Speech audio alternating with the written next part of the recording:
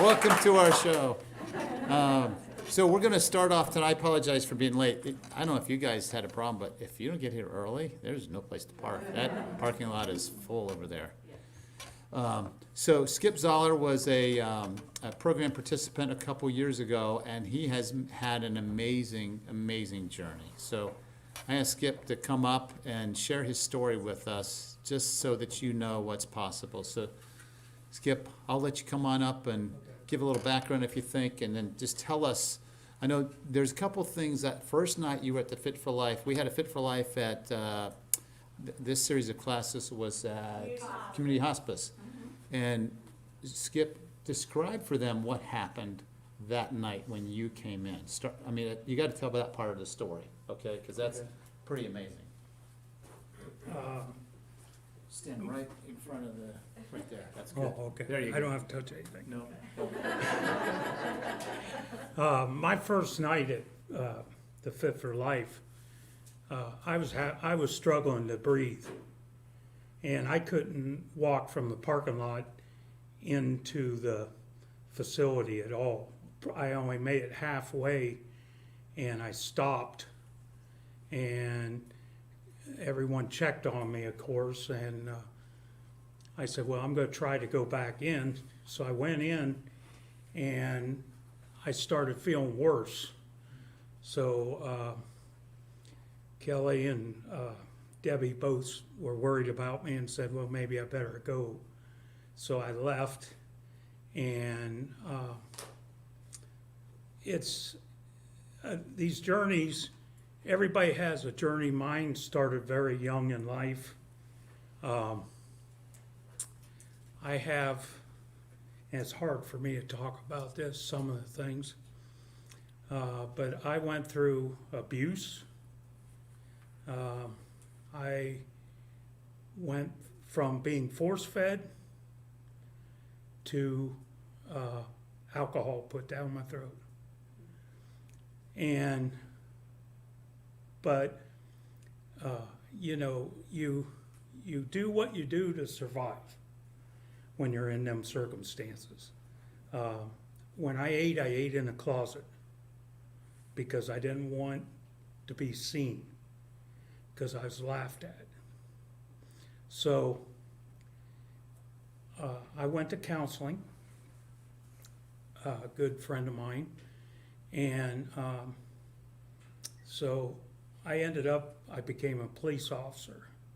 I wanted to help other people because I knew what it felt like to go through, and I had empathy for a lot of people. So, it's like I can't talk about alcohol, I can't talk about drugs because that wasn't my issue. Mine was eating. And I hid it, and all I was doing was tearing myself down.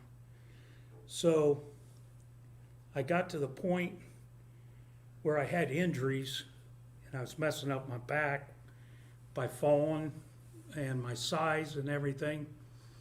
And I got to the point, I was at my worst in 1984.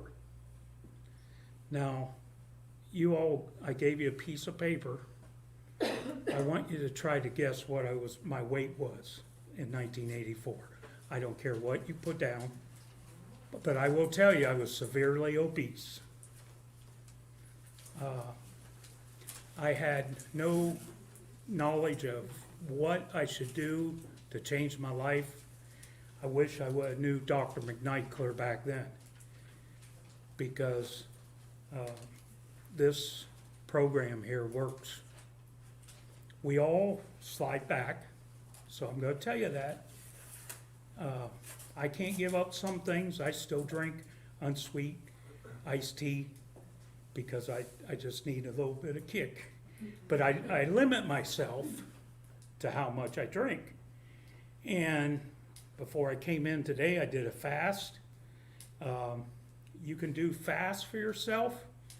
2 days ago, my dinner consisted of tuna, blackened tuna. I had asparagus and I had some rice. And that's what I had 2 days ago. This is my second day of my fast. So those fasts really work. It jump starts you. So when you start to have a problem, get into using these fasts as in your program. The other thing that I'm suggesting, you have to move. I couldn't go out and walk, and I have steel rods in my back. I was beaten up by a young kid in the 80s, and I have 2 6-inch steel rods. I had a herniated disc that was blown. I got 4 discs fused. I now have congestive heart failure. So I have to watch my salt intake. I got to watch everything.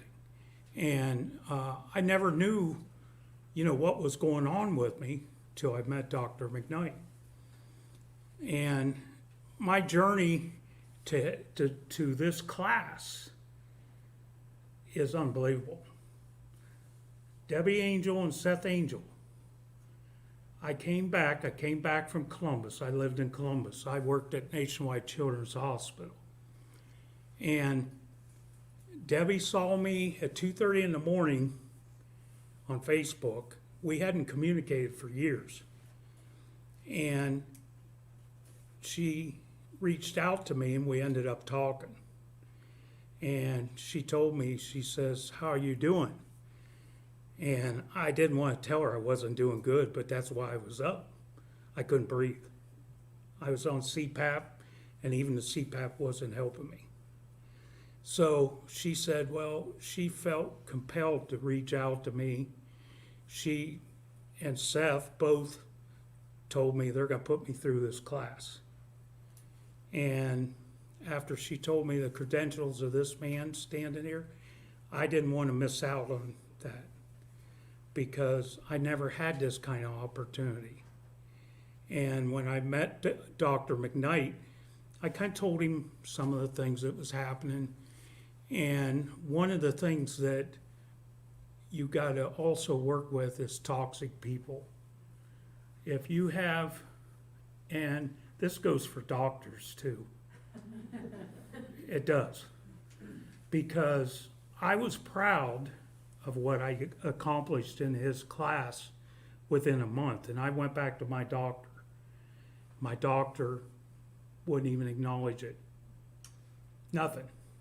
And it was just like, I took my books in, I showed him, I was proud of myself. I wanted to show my program. And she didn't want to see nothing of it.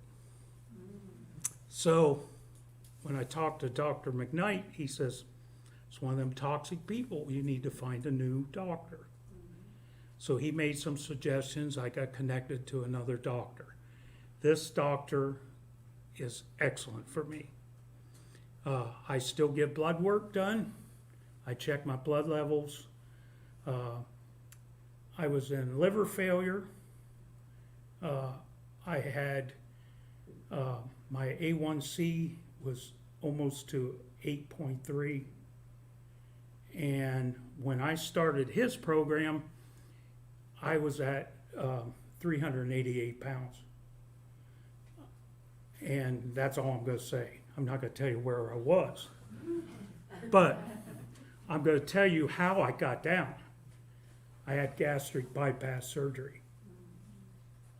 But what happens with gastric bypass surgery is they don't teach you nothing. You got to change within yourself. That was a quick fix because I was going to die. I had gangrene in my stomach.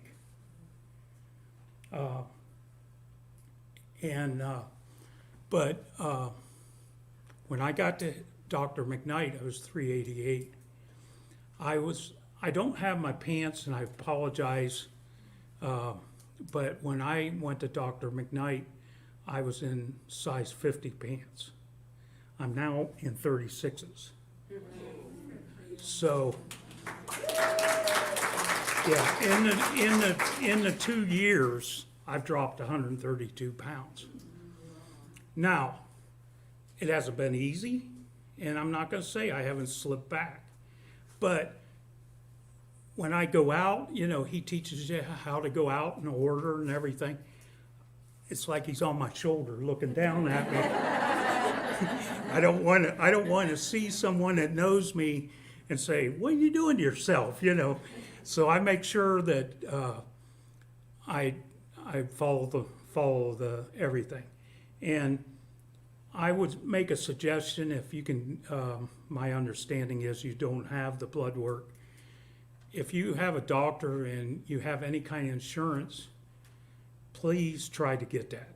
It's very important. It gives you a baseline to see where you're at, and then you can work from there. But people, I only have positive people in my life. And I have people that still laugh at me. They'll see me walking and they'll say, "Well, what's wrong with you?" Well, you know, I have steel rods, I have congestive heart failure. But just to let you know, from the time that I started Dr. McKnight's class, I'm now valeting cars.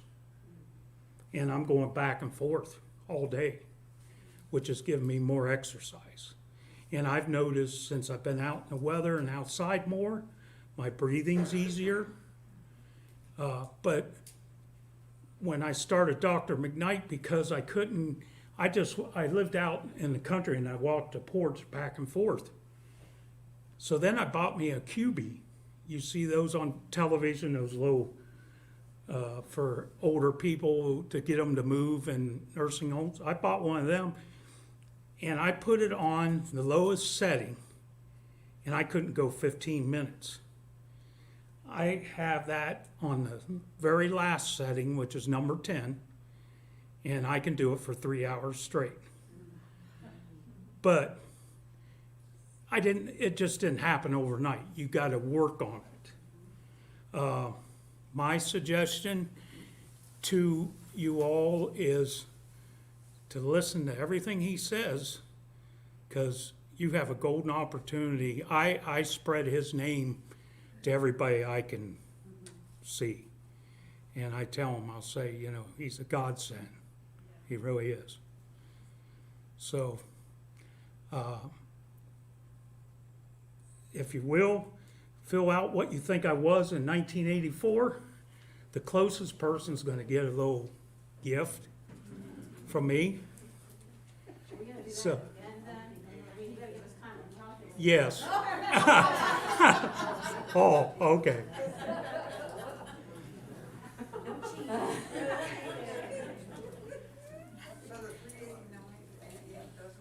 No, no, I want to tell you what I was, and then. If everybody wants to pass them down to the end, then I'll just pick them up there. Yeah, make sure your name's on it so they know who's. Is there any questions with anyone? No questions? Well, thank you for the opportunity. I tried to cut it down as much as I could, and because I'm a talker. I think we need to give this man a standing ovation.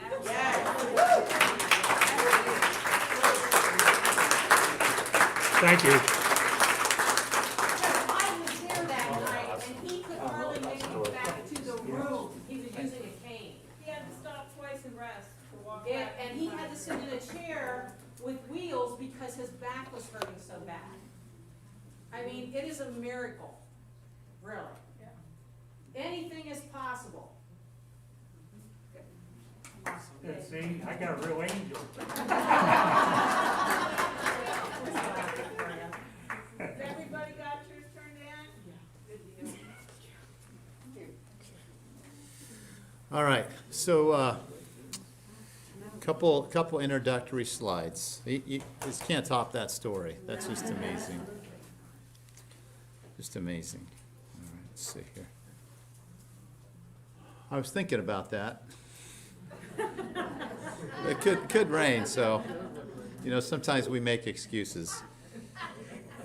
I think I told you that I like to play basketball, right? I play 3 times a week, most of the time, 4 hours a week. Yesterday I was playing, and that mat right there, I kind of ran into it, sort of like this, with my elbow, and it put me on my knees. I was in pain. And I couldn't think of anything for about 2 minutes with this pain. It was awful. And everybody stopped like, "You ran into a mat. What's wrong with you?" I said, "I don't know," but so I shook it off. I went back in and played one of my better games. I made three-point shots after that with the right elbow and a couple of layups and some good play. And I tore a fingernail. I was bleeding from the fingernail here, and this was sore. I said, "I paid quite a price today." And one of the guys said, "It doesn't matter. Your team won. That's all that counts."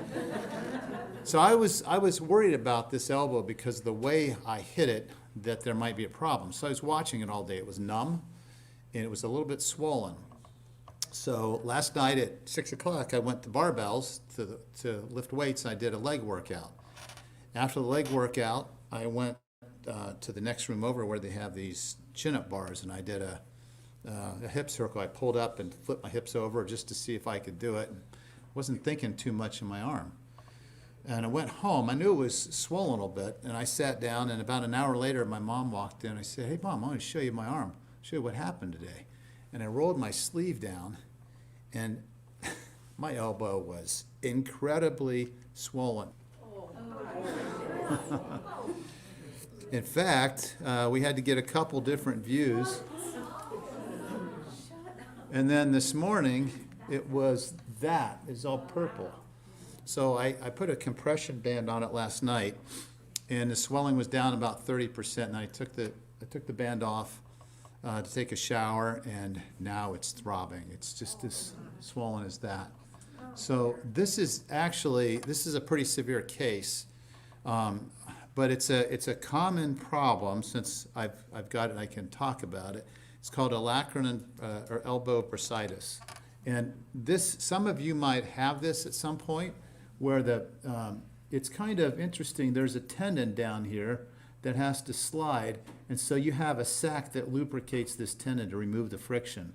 And because of the way I hit my elbow with not just down, but like that, it just tore that.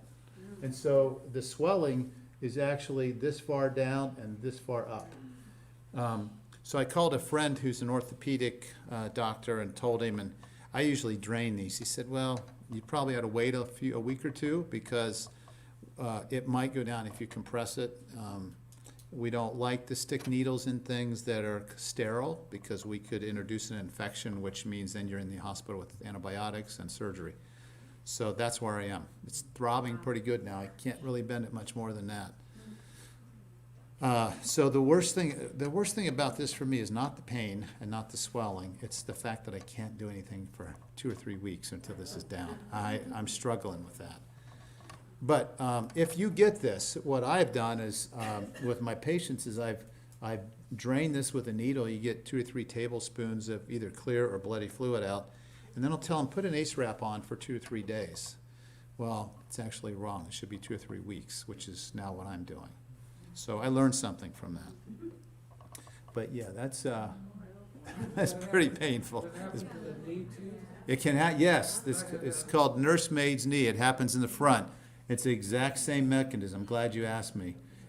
Carpet layers who are on their knees a lot, they end up with this. And if you keep doing the same thing over and again and you don't compress it, it's liable to come back. So yes, it's pretty common. Yeah, I know, it's true. I was desperate. I took some steroids, some anti-inflammatories.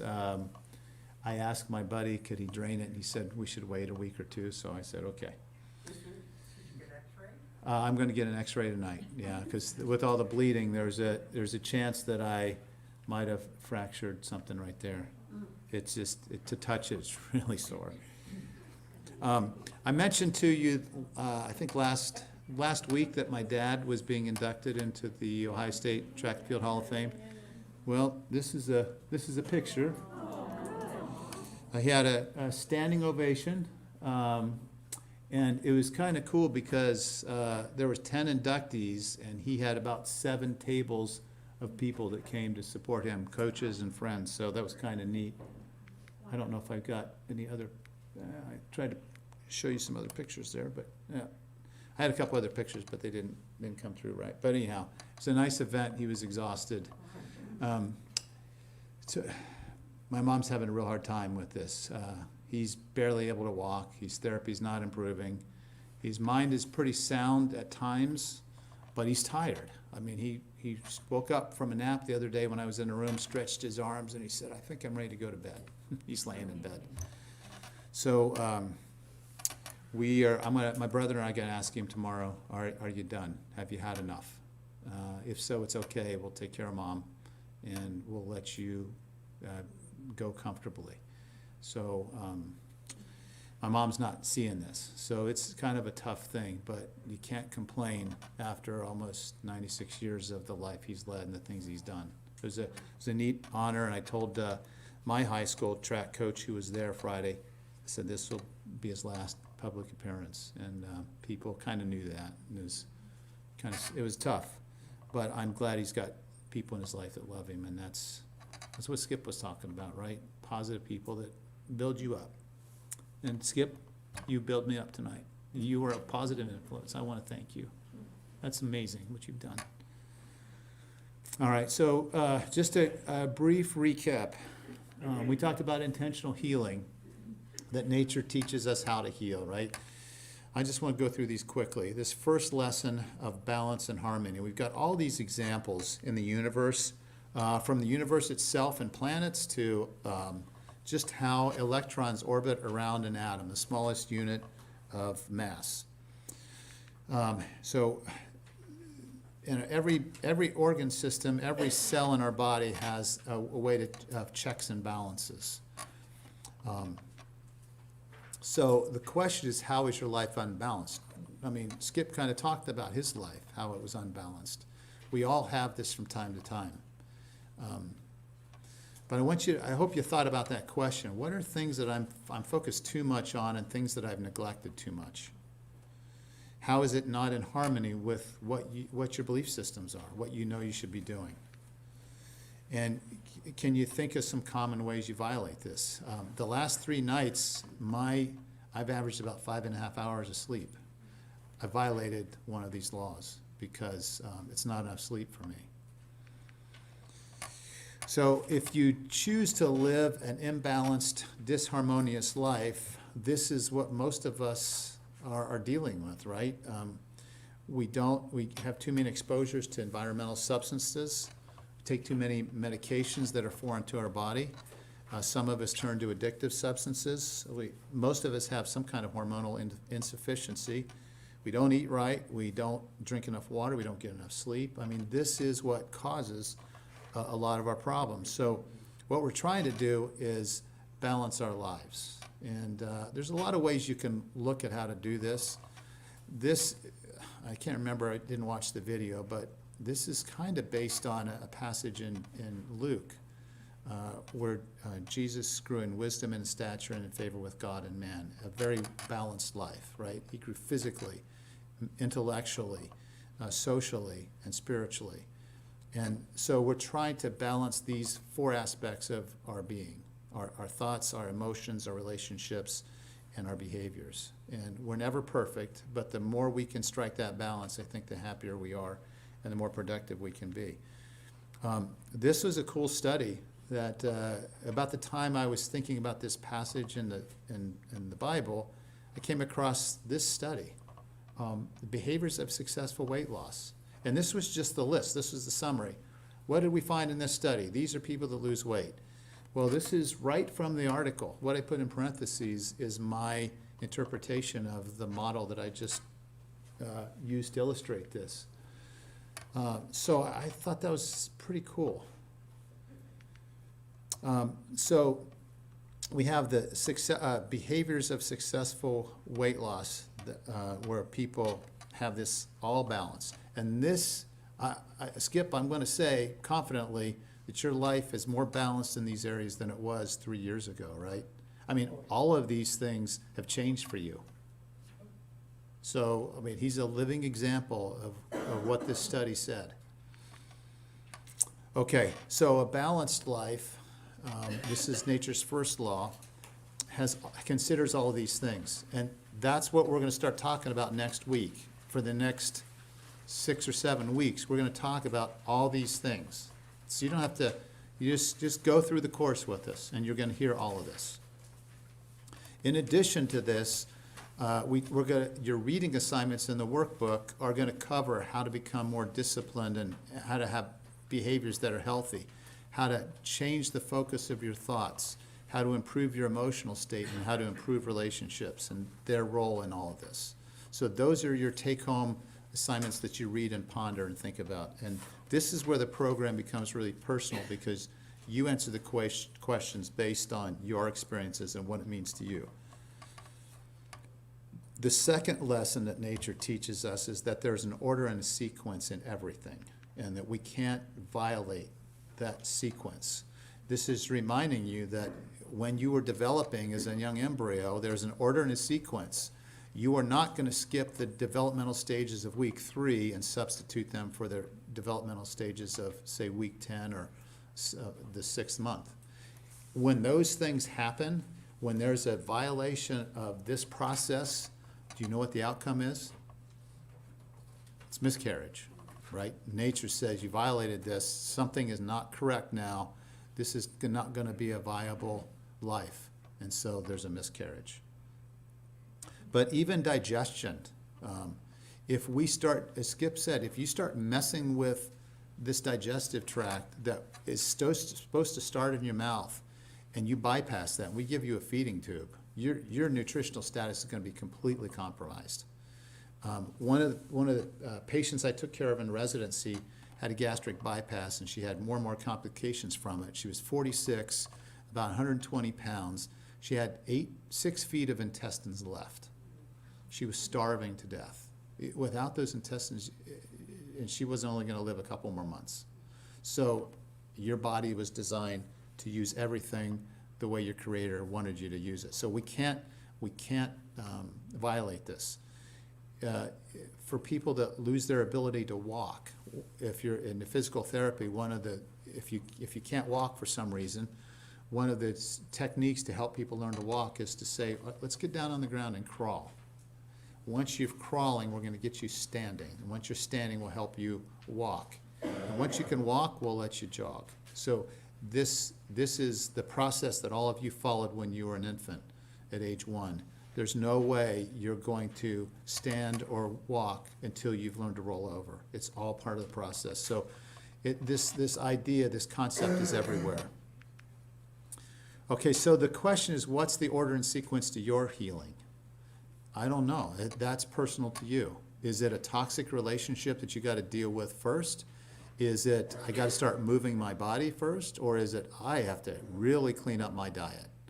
And you have to decide which one of those is the most important, and which one of those you can say, I accomplished this. Because if you tackle the biggest issue you're struggling with and you fail on that or flounder, you're going to start giving up on yourself. So that's why I asked you the first week, just walk 3 days. I don't care how far it is. Just do something beyond what you've done. When we start with our dietary changes, it's going to be 4 vegetables with 4 different colors, 1 grape, 1 blueberry, 1 red cherry tomato. We're going to start small so that you can start to make these changes and be more confident in your healing process. So the law of the harvest is a great idea. We just cannot violate what nature is teaching us all the time. So this is a sequence that's built into the program, and we know this is required for consistent outcomes that are positive and effective. So all you have to do is read your reading assignments and complete the questions. So you met my brother last week. He, I don't know if I told you this, he used to be an F-18 fighter pilot. So he would go on missions and take off aircraft carriers and with his squadron and come back. And you'd think, no, We just see, taking off and landing and flying in the air. But before a pilot goes on a mission, they plan their mission, right? There's a flight plan. Then, especially when the fighter pilots come back, they don't just go back to their quarters, they go back to a debriefing room and they review their mission. What went right, what went wrong, what are we gonna do the next time to fix this? If the Blue Angels didn't go through this process, we would never have the ability to watch the Blue Angels perform, because it requires this kind of consistency in these steps to do this effectively. We're asking you to do the same thing, slowly and methodically and subtly. You won't even know you're doing it.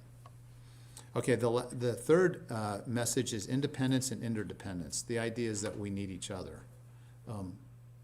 Skip needs us and we need him. We all need each other. And you may not need each other here as much as you need other people in your life, but none of us are going to thrive and really fill the measure of our creation if we're living a healthy life alone on an island. That's not really what it's all about. So nature teaches us all the time this process. And I gave you some examples of this in the video that we did. I really like this quote by Jim Rohn. And don't you think this is insightful? Don't you think this is true? You think about those 5 people. I notice my daughter says things like her husband does. She just sort of adopted his way of his habit of speech. And I'm like, yeah, that's not just like Braden. Sometimes it's good, sometimes it's not. But the 5 people, think of that. And if you don't like the influence of these 5 people, you got to do what Skip did. You got to find a way to remove the toxicity, or if you can't remove some of that toxicity, make sure the other 4 people are super, super helpful and positive, and that everything you do is a positive message, because you can't afford to live with toxicity and negativity. So this talks about the power of our environment. Here's another illustration that our cells, our physiology, our body, even our atoms are the sum total of the environment we live in. If we live in this environment, this is what we become. If these are our thoughts and our exposures and our emotions, this is what we become. This was a study that kind of proved that. And so these people, there's 4 groups that lost weight, and this group lost weight. They lost the most weight after their dietary program, but when it was over, they just gained just a little bit back. These people lost it, gained it all back. That was this group. They just went on a diet for 6 months. But these people, they not only changed their behavior, but what did they do? They exercised, they had a positive social circle, and they had contact with a therapist. The therapist isn't there because we're nuts and we need antidepressants. The therapist is there because we need some insight, we need to talk to somebody and make sure that our strategies and our solutions are going to help us and are going to work. So this is research, but it fits right in with our message. And then we talked about the biology of belief and how our brain is wired. That our belief systems are the sum total of our thoughts and emotions based on messages that we have accepted from ourselves and from others. So, Skip, what was one of the messages that you had about yourself as you were eating in a closet as a kid? Bessie, Yeah, what was one? Yes, for you. What were you thinking at that time? a lot of it was negativity to myself. I was putting myself down as I was eating the whole Right. time. Right. Interesting, that was being hidden, right? Remember that picture I showed you of the dark room with the light? Skip was eating in the dark, right? Literally and figuratively, because of an emotion. So we've got to make sure that we move towards light and positivity. This was a cool study that also showed us the power of our brains and how they start making those neurons connect in our brain, and reminds us of how influential these toddler years are on our belief systems. So I don't know what the message was, Skip, but I've heard other people say they've heard the message at this age, you're the fat kid. It's never going to change for you. Just accept it. Or you're dumb. You're so stupid. You're a brat. You hear those messages over and over again at this time, These children don't challenge this message. They just download it. That's me. That's my identity. And all that, some are good, some are bad. This is how our brain connects. But anytime we're operating in a wave pattern that's in this theta wavelength at 4 to 8 hertz per cycle or seconds per cycle, we're very influential. So when a hypnotist is working on us, if you trust them, they will slow the brain waves down to this rate and be able to give you a positive message that you can start to download. But only 50% of us trust hypnotherapists, so the rest of us, that's not going to work. But this is just the positive messaging we all need to get used to doing, because we're trying to change those connections in our brain. I guarantee you Skip's brain is wired differently, physically, not just figuratively. It's physically wired differently now than it was 3 years ago. If he didn't change that wiring, he'd be the old Skip. He's changed it. And possibilities and things are changing in his life because of it. Okay, then we talked about the conscious mind and the subconscious mind. How powerful the subconscious mind is. It's always going. You're sitting right here, right now, listening with your conscious mind, but your subconscious mind is saying things to you. It's that quiet voice. Some are good messages, some are bad. You know, I feel fat today. I blew it. My elbow hurts. When am I going to get to play basketball again? All of this stuff is like, you know, is going through our minds, and those messages impact our physiology. So I don't need to read all these to you, but look how fast the subconscious mind operates. 20 million stimuli per second. That's why you can walk out to your car and grab your car keys and say yourself, going home. And that's the last conscious thought you have before you arrive home. That's all done subconsciously. You're driving everything. There's no thought there. There's no thought to think, there's a red light, I better slow down at this rate so I get this in time. It's automatic. You've already downloaded that. Those nerve connections are already there in your brain. So this gets really frustrating for us, though, when we set goals to change behaviors and they don't change. Okay, so the point is, did you all, if I ask you, how do we get our brains to do this? Like somebody who plays a piano, you ever talk to somebody while they're playing the piano? You couldn't talk to me while I'm playing the piano. I can only get 2 or 3 notes at a time. But somebody that's really good at that, they can have a light conversation with you while they're playing a piece. So how do they do that? It's repetition. And what's happening to the brain connections, the nerves in their brain? They've connected them. Like me, I'm trying to think, okay, what does that note now? Where are my fingers? And my brain's doing this, and theirs is like, boom. Their eyes and their fingers are one and the same because of the connections. And that's why it becomes automatic. So it's automatic for me to get up in the morning at 5:15 to go play basketball, even when it's cold and I'm tired, because it's something I just do. I don't think about it. I don't think about how tired I am. I just go and do it. But there's other things that I struggle to do that I know I should. So this is wiring of the brain. So the key to this, I think you just said it, repetition. And this illustration of signing your name should have given you a really powerful message of how this feels to change behavior, right? Because when you did this, didn't you, with your non-dominant hand, weren't you like judgmental? Like, this is ugly. You laughed. You threw the pen down. Like, I don't want to ever do this again. And then, without thinking, you're wired to sign your name with your dominant hand. So the question is, how long does it take you to sign your name with your non-dominant hand? It depends on how often you practice. You practice enough, it becomes automatic. So we can learn any skill anytime we want to pay the price to learn it. But we need to wire our brain. We can change our thought processes and wire our brain differently anytime we want to put the time in to make it happen, make it change. Skip's had 2 years. He's connected differently. He's still trying to make some of these connections because he's not quite where he wants to be.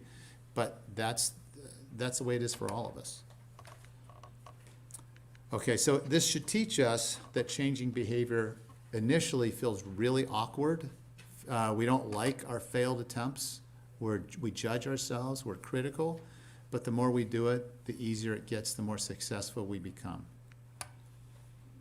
Okay, and then the last thing is that we are our belief systems, the power of our beliefs, that we're electric, magnetic, energy, and beings of light.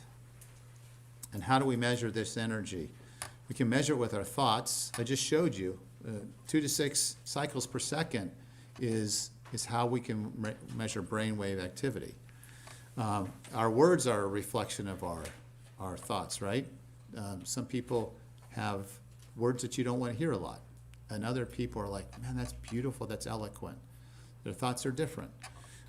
It's an extension of our thoughts. And I said on that video, if you want to know what your thoughts are, start texting somebody. And let your smartphone tell you what you're going to say before you type it out, because that's your language.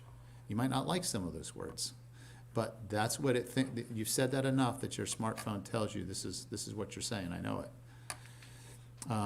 We talked about Sam Lund, the guy who thought he was going to die from throat cancer. He died, but not because of throat cancer. It was his expectations and his thoughts. We talked about emotions in this scripture in Proverbs, relationships. You become the company you keep. Okay, so is energy associated with life or death? What does it have to do with eating?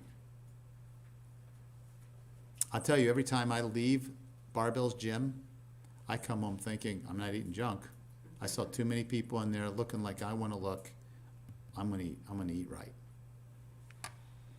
What does it have to do with our exercise? One day I was at the New Philly track with one of my kids. I was just watching, and there's these kids are running around. Like 8th graders, they're running around the track, they're chasing each other, goofing off, they're doing their events, all this energy, all this activity. And I'm like, man, I feel like I need to move. I mean, it was rubbing off on me. And then right after that, I went to see somebody in a nursing home. And I walked out of there thinking, I need to go lay down in the recliner. I mean, it's completely different. So you choose the type of energy you want in your body. Sleep, there's an energy to sleep. We know that stress wears us down.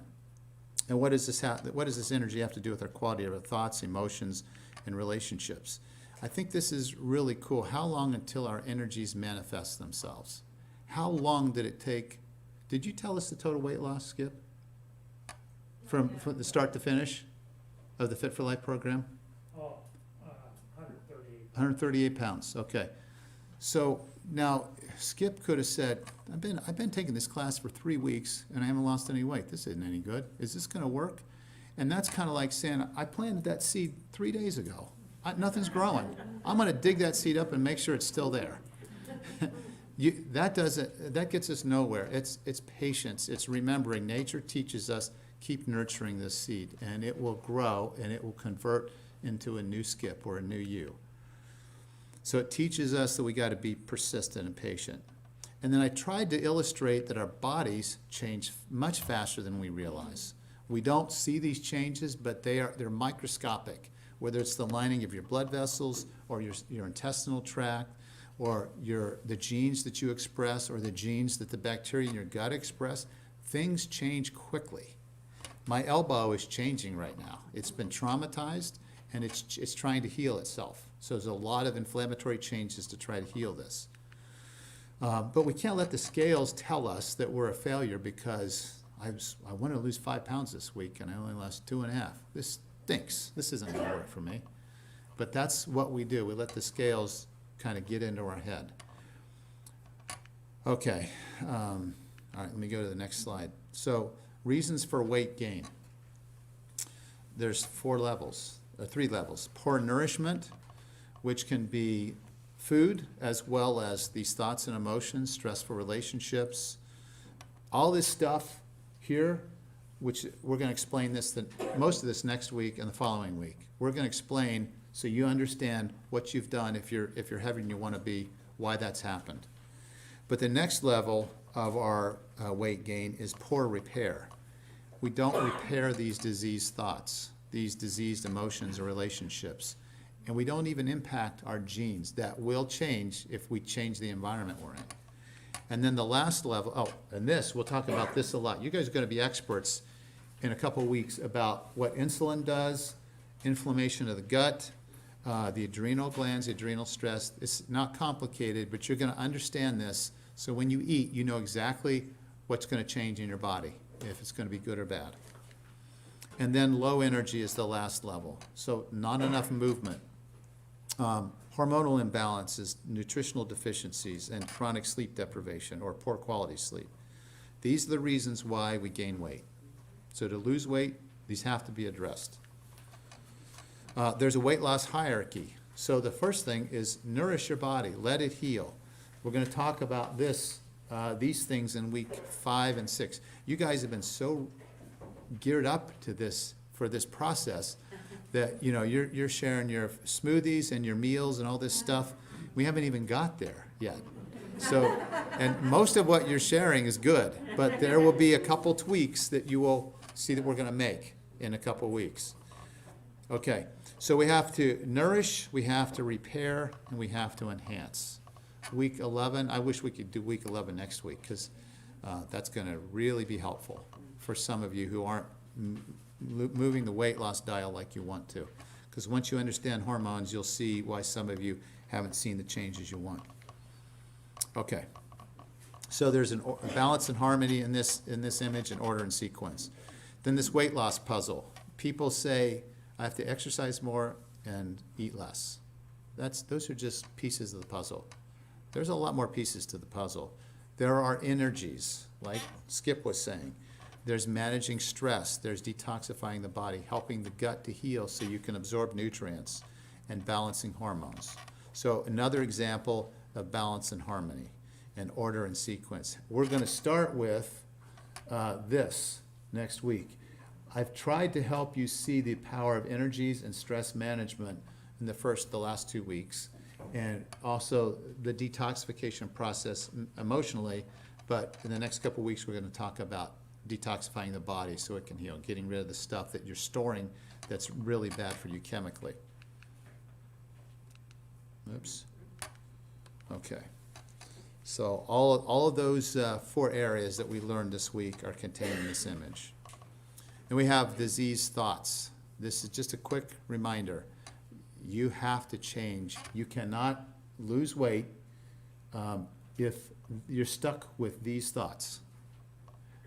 And I don't want to keep drawing attention to Skip, but I can tell you that these thoughts that Skip had, many of these, are now more on this side.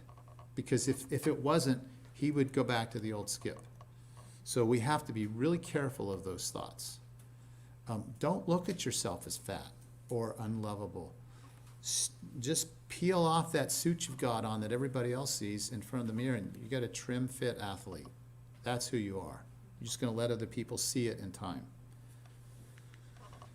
We have to understand that our emotions play a big factor in our weight loss. And I think I explained this. Our emotions aren't just things, they're not thoughts. Our emotions are chemicals. We cannot continue to have the chemical of victimization. Every time I'll probably fall in the snow. I'll probably look like a fool. And there I fell. See, I look like a fool. It always happens to me. And the next thing you know, you're spilling food on yourself because you're the victim. It's always happening to you. And then somebody rear ends you because it's always you. You have to stop thinking you're the victim. And you have to stop having all of these emotions the best you can. So these are the type of emotions that we want to try to create. Then we talked about relationships, and we kind of know, right? I mean, these relationships are toxic, very toxic. It's hard to overcome any addiction if you're surrounded by these relationships. Then we talked about adrenal fatigue and the stress and how that affects your body. This cortisol is the key hormone. Then I explained it a little bit further in a little bit more detail in this, well, I guess it's the same slide. Okay. It's a little complicated. Hopefully you got it when I went over it in the video. But look what cortisol, stress, does to your insulin level. It makes you more insulin resistant. Insulin goes up, you're going to make fat. And the fat you're going to make tends to be in your belly. So yes, you live in chronic stress, you're probably gonna gain weight in your gut. It's not the only reason, but you'll probably gain weight in your gut, and when you do that, you're gonna have inflammation and heart disease. So all of these things can go back to stress. And Dr. Exley, I think, talked about stress a little bit last week. A lot of times, stress happens, right? There's some things in our life that we can't control. I can't control that my dad is dying. We've kept him alive for a year longer than he probably should have been, doing the things we're going to talk about in Fit for Life. But I can't control that. You can't control a car accident and somebody being injured, but we can control our responses, and we can stop this self-talk that says, because this happened, now this and this and this are going to happen. And we get worked up way ahead of ourselves when most of those things don't even happen. But all the while we're thinking about this, we're squirting out cortisol, and you're telling your body, I'm in a survival mode here. Keep me alive. This is stressful. Your body doesn't know the thoughts that's happening. Your body just perceives stress or a threat. And too much cortisol being released when you finally fatigue your stores of cortisol leads to adrenal fatigue. It leads to hormonal imbalances. It leads to imbalances with these hormones we're going to talk about in week 11. All right, so here's all the bad things. So you women who have had PMS and you wonder why do I have PMS bad some months and other months it's not as bad? This is the reason why. When you have stress, you start using cortisol, and eventually you can't make enough cortisol, so your body says, here, take that molecule and make this one. Now the progesterone that you had that was keeping you sane, you've lost 30% of it, and now you're not sane. So that's how that happens. Or let's say you're a woman who's 70 years old, you went through menopause at 55, and now you've had stress for 6 months and your hot flashes are back. That happens because the small amount of estrogen that you had to keep you from having those hot flashes is now being used to make cortisol because you're living with stress. Hot flashes come back. So this stress does affect our hormones and how we feel. Okay, so how do we heal adrenal fatigue? We sleep, we relax, and we can take supplements. But the first two are the most important. If you have a stressful day, you really should have it, the following day should be just as fun as the day before it was stressful. All right, so how do we change this wiring in our brain? So we have these automatic connections. We have to seek to be balanced. We have to remember that there's order and sequence in our healing, and if we do these things consistently, we will change the way we're connecting our brain wires. We have to synergize. That means realize that other people can help us. Skip has helped a lot of us tonight. He's helped me. And that's one of the values of a class like this, because you get to talk to people, you get to interact with people who are positive energies. We all have a common goal, and it's really helpful way to heal. And then we literally create our energy. So we have to have this positive energy about us. Okay, let's see, what else do we have here? Okay, I did that one twice. All right, so this week, we talked about this. Don't eat 3 hours before bed. The reason for that is you don't need to. And if you can go to bed just a little bit hungry, you're going to feel a lot thinner and better in the morning. You'll probably sleep better. When you eat your vegetables, this is what I said. You don't have to have 4 big salads. Just 3 bites of 4 different vegetables, 4 different colors. Same with the fruit. 1 slice of a yellow apple, and then maybe 1 grape, 2 different colors. If you want to eat more, eat more. I'm not trying to push it. I'm trying to get you to say, I'm going to start eating things I know I should that I don't eat enough of. Okay, and then I want you to do something from an activity standpoint at least 5 days a week. But don't do the same thing for every 5 days. And it doesn't matter to me if it's 15 minutes, 5, or 25. Do something that challenges you, but it's not going to overwhelm you. And then read the handout, the workbook for chapter 3, and answer the questions. So kind of went over a little bit, but anybody have questions from this last week or what we talked about tonight? Okay, I mean, what's coming up next is really what you guys have been waiting to hear, I'm sure, right?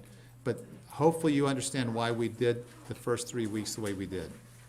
Because Skip's story and Debbie's story and your story, Kelly's story, and even my story, it has the undertone of being mindful and understanding how to change your thoughts, emotions, relationships, and your energies. Without that, it's just going to be a short-term change of behavior, and the behaviors go right back to where you were before. You'll be the same person by the summer that you were when you started. And we don't want that. We want you to be like Skip. Okay, so no questions? Okay. Did you have something, Kelly? Yes, I have the winner. Oh, you have the winner. Okay.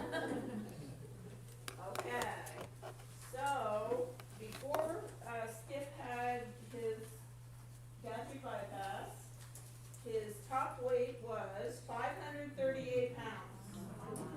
So the winner is Ashley Voorhees. Here you go. Skip wants you to use this to get some food or Healthy food. for your Wow, that's great. Thank you, Skip. Do you want to say anything about next week, Kelly? No? Okay. Next week, we have some cool stuff. We're gonna have a show and tell, and we're gonna have good information. So I know you guys will be here, but we want to fill in these other seats. Okay, so we'll see you next week.